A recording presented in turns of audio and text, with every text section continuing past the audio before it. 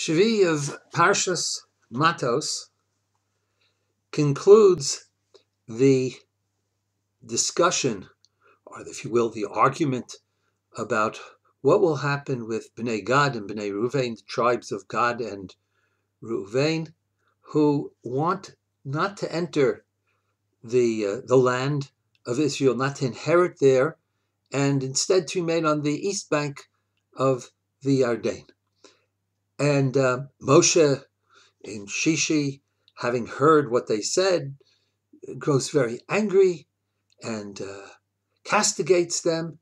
And they, at the end of Shevii, return to the way of resolving this conflict. It's a form of negotiation by offering what they will do. In other words, we're not trying to avoid the conquering of the land of Israel and just to stay in that part of the other side of the Jordan where the land has already been conquered, but rather we will be soldiers in the battle of conquering and freeing the land of Canaan for all the other tribes as well.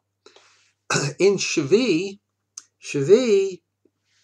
is the, if you will, the formalization or the formulization of this agreement. Okay, and it is in Shevii that we actually learn the rules of how, in making contracts, we are supposed to formulate the conditions of the contract. In other words, if conditions are placed into a contract, what are the legal principles that guides the construction and the structure of and the formulation of those conditions? These, what we're going to speak about, are these Tanaim. What is the Tanai? What is the condition? How is it to be formulated? But before we get there, I must speak about what will sound like a digression, but the digression is related to the fact, two facts. One is that these recordings of Shevii are being done in the year Tuf Shin Pei Aleph, and it is now Tuf Shin Pei Aleph, and in this year, the way Rosh Chodesh falls out and everything, we have a double parsha. So we are talking about Matos, and we will separately speak about Maseh, but to a certain extent, Maseh will be framed in this form as well. The form that I want to frame this in is that Rosh Chodesh, the day before Tisha B'Av, is Shabbos. Rosh Chodesh, the new month of Av, begins on the Shabbos before Tisha B'Av. In other words, we go from Shabbos into Tisha B'Av. And the month of Av, it is said, brought down in Sfarim, that the month of Av is itself an introduction to the month that will follow it. The month that follows Av is Elul. And it is said in Sfarim that the Rashi Tevot, the mnemonic of Av, is Aleph stands for Elul and Beit stands for Ba. Av is a reminder that Elul is on its way. Now, it is true that, for example, in the world of yeshivas, at least when I was a student in yeshivas, there was a popular song in Yiddish that we used to sing on Purim. Agans your Purim, agans your Purim. Purim should be the whole year. We would love to have Purim the whole year. Freilich soll sein. It should be happy and joyous. Agans your Purim. You know, that's what Purim is often the joyous highlight of any yeshiva boy's experience. Agans your Purim. Of course, in the Musar movement, they are wont to quote Rabbi Yisrael Salanter, who used to say, a person should live his or her whole life as if it's Elul, Elul is the month before Rosh Hashanah Yom Kippur, when it's time to seriously consider what we've done and what we have not done. What needs improvement in life and what needs rectification in life. Elul, it's a time for tshuva. So a person should live his whole year as if it's Elul. And he added, and Elul is the Elul. Elul is Elul. I mean, it's certainly you're going to be serious during Elul, right? You don't have there's no as if anymore. As if one could take Elul like just any other month in the world. Elul it's late already. According to Yisrael Salanter, you should have started from the beginning of the year. Elul is the Elul. I remember, I've told this story many times, but I at one time I did not tell it. When I first came to Israel, now today, as I'm recording this, actually 39 years that I came on Aliyah, and the first Shabbos I spent in the neighborhood where my father lived in Azeh Abira, and I davened in the shul, and people, because they knew my father, came over to say hello. Oh, what brings you here, and so on and so forth. I said, I came on Aliyah. So they wished me what was standard a yishuv kal, it should be easy absorption. And one person said to me, what are you going to be doing?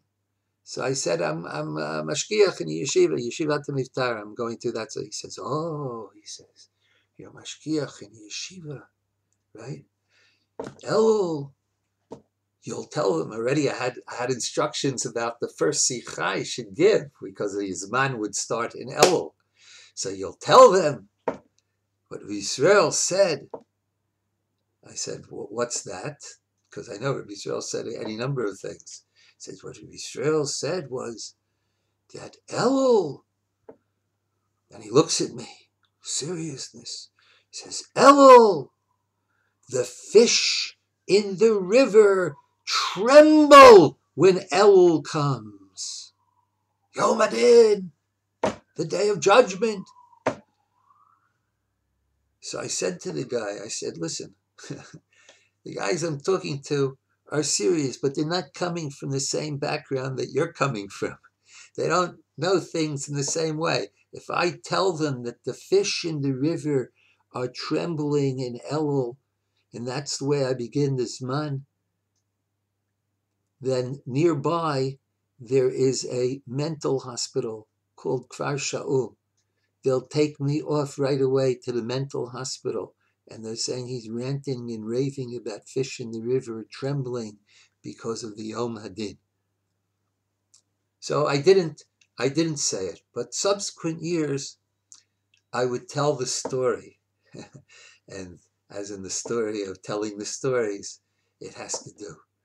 It has to suffice. So Elul is the Elul. So this is an introduction to one point I want to make about something we have in Shevii of Parshas Matos. It's the various conditions from a legal standpoint of how we make a contract. Okay? So you have to honor all these things, and perhaps in an ideal way, you would spell out all the details and put all the details in the contract when you have a condition. Halachically, we can pass this by not spelling them out, simply by saying that this contract is being drawn up according to all the halachic standards that guide all kinds of agreements and contracts. And therefore, one is submitted to whatever it is. It's like saying in America that you're doing this according to all the statutes connected with this in the code of law of the state of New York. You don't know the code of law of the state of New York, but that's it, whatever it is. Okay? And hopefully your lawyer who's drawing the contract of does know the code of law, so he doesn't get you into trouble. The first condition is the first condition is that the condition of the that is being made has to be a Tanai Kaful, a doubled condition. In other words, one has to spell out, okay, what has to be done in order to make the contract valid, and to spell out that if that condition is not made, then the contract is not a valid contract. And that, of course, every time I've taught the Gemaras about Tanai Kafel, so everybody asks the obvious question, doesn't it necessarily follow? We're not going into that, okay? But it has to be spelled out. And it's spelled out in the Torah. Moshe Rabbeinu says at the beginning of Shvi, Im tasuna tadavar hazeh, if you will meet the condition of going as the vanguard in the battle for the redemption of the land of Israel, right? And you'll go and you'll stay until the land is conquered, and then you've met the condition. However, then Moshe says, Ve'im lo tasun kain, and if you haven't done this, right, then it doesn't work. So you need the Tanai Kafel, the double condition. This issue of making commitments, which we're doing all the time, whether we're signing contract with another person about purchasing something, or we're signing the contract of life that we make under the dominion, under Malchut Shamayim, and which we are going to be concerned with the promises and commitments that I make when we come in. After Elul comes Tishrei, and on the 10th of Tishrei comes Yom Kippur, and we will bring in Yom Kippur with Kol Nidrei, Shvuei, all the commitments that I've made. So it's important to understand that to make a commitment is no small matter, and to not honor a commitment is no small matter. What we say, yes, very important. And what we don't say, very important. We are also standing before, when we read this Parsha, this Shabbos, we're also standing before Tisha B'Av. And the Gemara tells us that the first Beit HaMikdash was destroyed because of aveirot, of sins that were of tremendous avodah zarah, gilui arayot, shlichut damim, murder, immorality, sexual immorality, idolatry. The second Beis HaMikdash, they weren't guilty of that. But the Gemara in Gittin tells the story of a banquet that was made. And there was a person whose one friend was named Kamsa, and an enemy was Bar Kamsa, right? And there was a mix-up in the invitation, and the enemy came thinking he had been invited, and he was thrown out of the banquet in front of everybody, and he said, since the Gedolei Yerushalayim, the Talmidei Chachamim were there, and they didn't say anything, it was all right. And in his anger, he created a scenario and acted it out such that the Beis HaMikdash was destroyed. A famous Gemara in Gittin, the story of the destruction of the second Beit HaMikdash. And why was the Beit HaMikdash destroyed? It's because some people should have spelled something out. I imagine myself that perhaps the Talmidei Chacham who saw what was going on, they said, listen, he is, this guy, he's not such a good guy, he's not a good guy, he shouldn't have made a public spectacle. But, and if they were saying it, they were probably saying it by the way they sort of looked down, embarrassed, But their failure was to not spell out what they thought. To not spell out what they thought. Not to stand up and say what had to be said, not to say what was. They looked around and they saw everybody was looking shamefacedly, trying to, looking down sadly, like, perhaps even shaking their head. He shouldn't be doing this. He shouldn't be throwing him out, and so on and so forth. But nobody, so everybody there, all the Gedolei Yerushalayim who were there, they all agreed that it was wrong. It goes without saying that it was wrong. No, it does not go without saying. It does not go without saying. Nothing can be left to doubt. Nothing can be left to doubt. When we leave something like that to doubt, we remain permanently indebted. And that indebtedness, that debt that comes from the doubt, leads to the destruction of the Beis Hamikdash.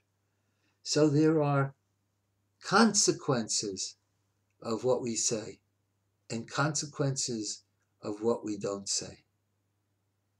It is important, and I've had to say it to people at times, and I've had to say it to me myself. I mean, and when I was young, I was told this as well. So, think before you say, think before you talk, right? But it's equally true. Think before you don't talk. Sometimes that which everybody knows, everybody in fact does not know. And the person who might need to know it may be the person who, if he doesn't hear the voice speaking up, will come to destroy Yerushalayim. HaKadosh Baruch Hu should give us the wisdom not only to understand the difficult sugya, the difficult legal analysis of how conditions in contracts become binding, but how these conditions must be part, sum and substance in some way, of the conditions of life.